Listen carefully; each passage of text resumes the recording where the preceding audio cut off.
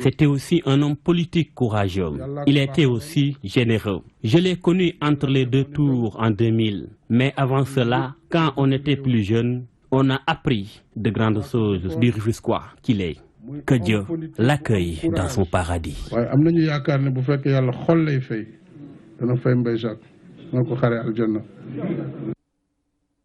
Les propos du président de la République ont été traduits par Moudoumba Kenyan. Le président de l'association des porteurs de pancartes était un grand acteur de l'histoire politique moderne. Affirmation du porte-parole du gouvernement. Seydou Gueye invite les jeunes à se référer à Mbaye Jacques Diop. Le grand sérine de Dakar confie retenir que de bonnes choses sur cette grande figure du Parti socialiste. Je vous propose de suivre leur réaction au micro de notre reporter.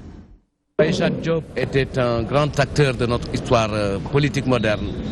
C'est un grand témoin de l'histoire du monde et de l'histoire du Sénégal, mais c'est également un homme qui a toujours honoré les valeurs auxquelles nous croyons tous. C'est un homme de courage, de lucidité, de générosité et d'une grande intelligence politique. Nous demandons donc à tous les jeunes et à tous les Sénégalais de l'avoir en exemple, en point de mire, et de nous montrer digne de son héritage dans le combat politique, puisqu'il a toujours été courageux, loyal et déterminé. Je l'ai connu à la faculté de droit, et ce qui nous avait frappé à l'époque, c'est qu'avec son âge déjà très avancé, la trentaine passée, il avait pu accéder à cette faculté prestigieuse par le moyen du concours de capacité. Donc vous voyez un peu quel effet ça faisait sur des jeunes étudiants comme nous. Et déjà, nous avions noté avec des promotionnaires comme Djibo Leitika, comme Ousmane Tanor, que c'était un homme extrêmement déterminé qui avait laissé famille et travail pour venir s'inscrire à la fac.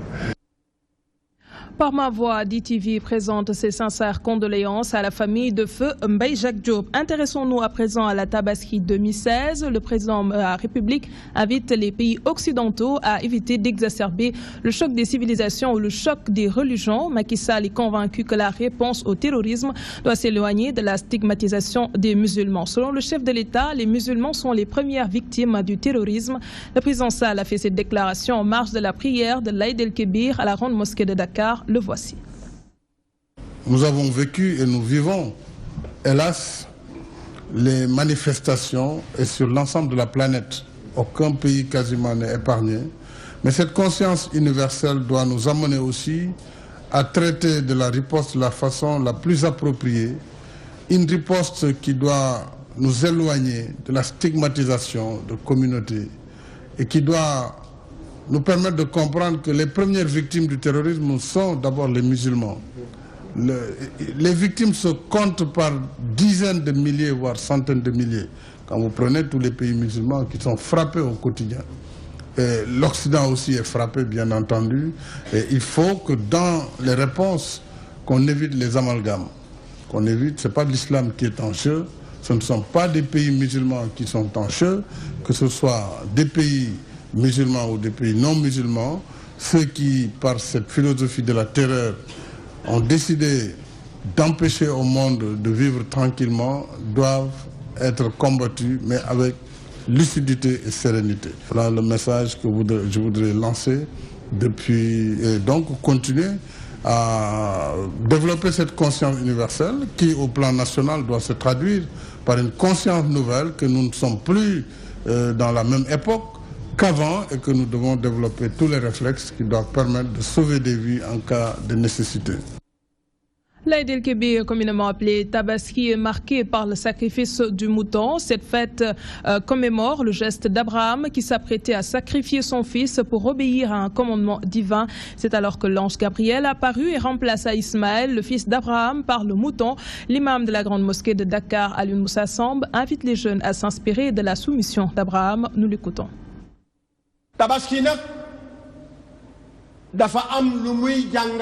La fête de la Tabaski est pleine d'enseignements. Le prophète Ibrahim, à l'âge de 96 ans, a demandé au bon Dieu de lui donner un fils, ce qu'il fit. Ibrahim a élevé son fils jusqu'à l'âge de 16 ans. Lui, il en avait 112 ans. Dieu lui a demandé d'égorger son fils en rêve. Le même message lui revenait en rêve régulièrement. Ibrahim savait qu'il se devait d'exécuter ce que Dieu lui demandait. Quand il en parla à son fils, ce dernier lui dit de se conformer au message de Dieu. C'est tout le sens de cette fête, la foi au Tout-Puissant.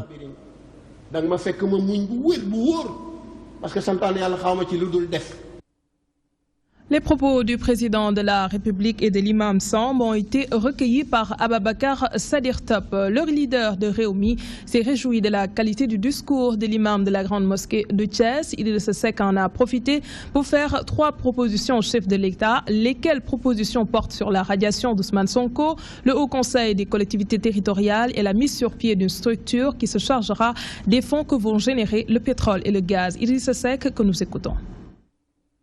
Je voudrais pour ma part me limiter à faire au chef de l'État 3 propositions. La première proposition serait de rapporter le décret portant radiation du fonctionnaire Ousmane Sonko, quelles que soient au demeurant les raisons qu'il pourrait évoquer à cet effet. La deuxième proposition, c'est de dissoudre immédiatement son Haut Conseil des collectivités territoriales. La troisième mesure que je souhaiterais lui proposer, c'est de mettre en place un conseil d'orientation stratégique ou de surveillance pour la gestion de nos ressources naturelles et en particulier des ressources issues du pétrole et du gaz. Cette structure devra être ouverte à l'ensemble des composantes de la société. À la mosquée omarienne, c'est l'imam Thierno Seydou Nourou Tall qui a dirigé la prière de l'Aïd el-Kébir. Dans son sermon, il a invité les citoyens au travail, à faire preuve de retenue et à cultiver la paix. Le ministre de l'économie et des finances Amadou Ba, qui a pris part à la prière, est revenu sur le cas d'Ousmane Sonko. El Hadj Moussa Bey était sur place. À la mosquée omarienne, c'est l'imam Thierno Seydou Nourou Tall qui a dirigé la prière des 2 rakats. Dans son sermon, il est revenu sur l'importance de la Tabaski. De façon collective, la grande fête, cela prouve encore la force de l'islam et consolide la religion. La Tabaski n'est pas seulement le fait de porter des habits neufs, c'est avant tout l'amour des cœurs, faire en sorte que Allah nous accorde miséricorde.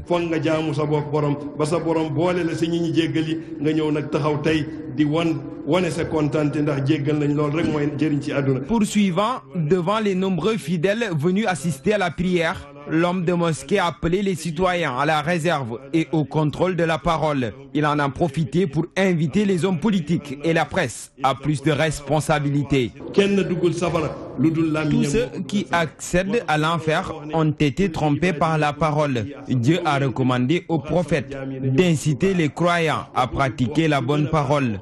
Donc, il faut dire de bonnes choses, sinon nous nous taisons.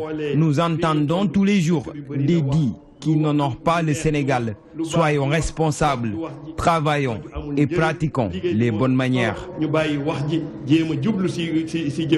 Le sermon de l'imam renvoie au cas Sonko, estime le ministre de l'économie et des finances, venu représenter le gouvernement. Alors, inadmissible d'utiliser ces informations, surtout pour se faire un nom sur le plan politique. Je pense que cela est tout à fait répréhensible. Le directeur général des impôts et des domaines a pris la mesure qu'il fallait en le traduisant devant le conseil de discipline. Je voudrais à ce niveau féliciter le directeur général des impôts et des domaines et dire qu'il a tout mon soutien, il a le soutien de l'État. La commission de discipline s'est réunie conformément aux lois et règlements qui régissent le statut des fonctionnaires. La commission de discipline a proposé sa radiation, ce qui a été fait. Je pense que c'est ça, c'est la réponse qu'il fallait apporter à la mesure un peu des fautes qui ont été commises. L'imam a formulé des recommandations de persévérance avant de perpétuer la tradition, le sacrifice du mouton, acte d'allégeance et de soumission à Allah subhanahu wa ta'ala. Elhadj Moussa Bey, le secrétaire général du Parti socialiste, a aussi pris part à la prière chez la famille omarienne. Ousmane Tanandien s'est réjoui de l'unité dans laquelle a été célébrée la Tabaski cette année. Interpellé sur le Haut Conseil des collectivités territoriales, le patron des socialistes s'est dit prêt à faire de son mieux si le président Macky Sall décide de le porter à la tête de cette institution. Il s'exprime au micro de notre reporter. L'imam a été égal à lui-même. Il a une capacité de choisir les thèmes d'actualité. Et je pense que ce qu'il a dit aujourd'hui s'adresse principalement aux hommes politiques et aux journalistes. Ceux qui sont chargés de s'adresser en général aux populations. Et donc, il nous convie à chercher à tout faire pour maîtriser notre langue. Il faut rappeler que le processus n'est pas achevé. Il y a une partie, les 80 ont été élus, comme vous le savez. Les 70 vont être nommés par le chef de l'État. Et une fois que le président aura nommé les 70, l'Assemblée sera complète. Et à partir de ce moment-là, le président de la République va nommer celui qui va présider aux destinées du Haut Conseil. Nous sommes au service du pays. Si le choix du président porte sur notre personne, nous ferons tout ce que nous pouvons pour que la confiance qui serait placée en nous soit méritée. À la mosquée Massalikul Jinan, Imam Moustapha Mbaké a invité les fidèles à modeler leur langage et à cultiver la paix. Le Premier ministre salue cette unité des musulmans dans la commémoration du sacrifice d'Abraham. Mohamed Boun Abdallah Dionne exhorte la population à cultiver le respect envers son prochain. Selon lui, c'est ce qui permettra au Sénégal d'être émergent. Ibrahim Fall nous en dit plus. La mosquée Massalikul Jinan a accueilli la communauté mouride pour la prière de l'Eid el-Kébir. Dans son sermon, l'imam a appelé les fidèles musulmans à cultiver la paix, sans laquelle il ne peut y avoir de développement.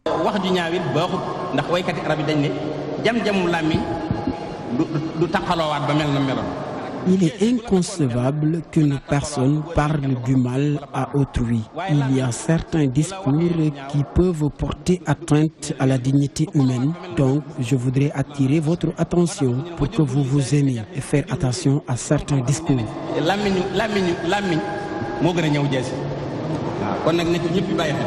Cet appel de l'imam Serigne Cheikh Mouhamadou Moustapha Mbaké n'est pas tombé dans l'oreille d'un sourd. Le Sénégal doit beaucoup à la stabilité. Cette stabilité, il faut la poursuivre et la réaliser. C'est ce qui permettra au Sénégal de pouvoir atteindre le sommet et de pouvoir se développer. Il nous faut donc la paix et la paix pour ensemble amorcer le développement dont notre pays a besoin. Il faut arrêter, freiner cette pauvreté, cette misère qui s'installe durablement dans les foyers. Nous avons besoin donc de paix, de concorde, de réconciliation nationale. L'imam l'a dit pour nous rappeler que l'essentiel demeure dans l'unité. Ce signe de Dieu n'est pas un signe banal. L'unité des cœurs, l'unité également dans le respect, il l'a dit, le respect de l'autre.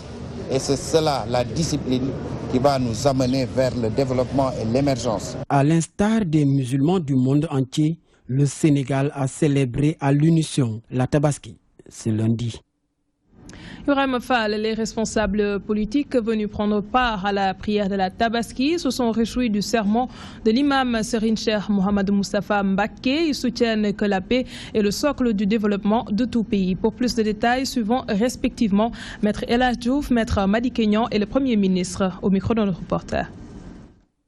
J'en appelle à la conscience des Sénégalais, au patriotisme des Sénégalais, au sens républicain des Sénégalais, pour que tout le monde sache que le Sénégal nous appartient, que ce pays-là, c'est nous qui devons le construire, pas l'Europe, pas les Amériques, mais à partir d'un sursaut national et d'un patriotisme débordant, nous pouvons construire un grand État, prospère, riche et respecté. prier pour que la paix soit pérenne au Sénégal, une paix des cœurs, mais une paix aussi qui permettra au Sénégal de poursuivre sa voie vers le développement. Je le dis et je le répète, le Sénégal est ce qu'il est parce que c'est un pays de paix.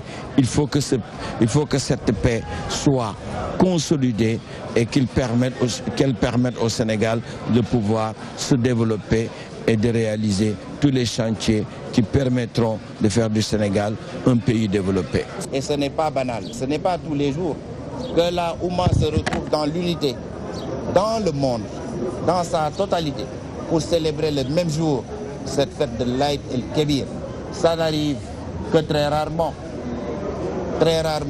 dans des siècles que Allah fasse que tous les musulmans du monde célèbrent le même jour une si grande fête, qui est d'ailleurs la plus grande fête religieuse musulmane.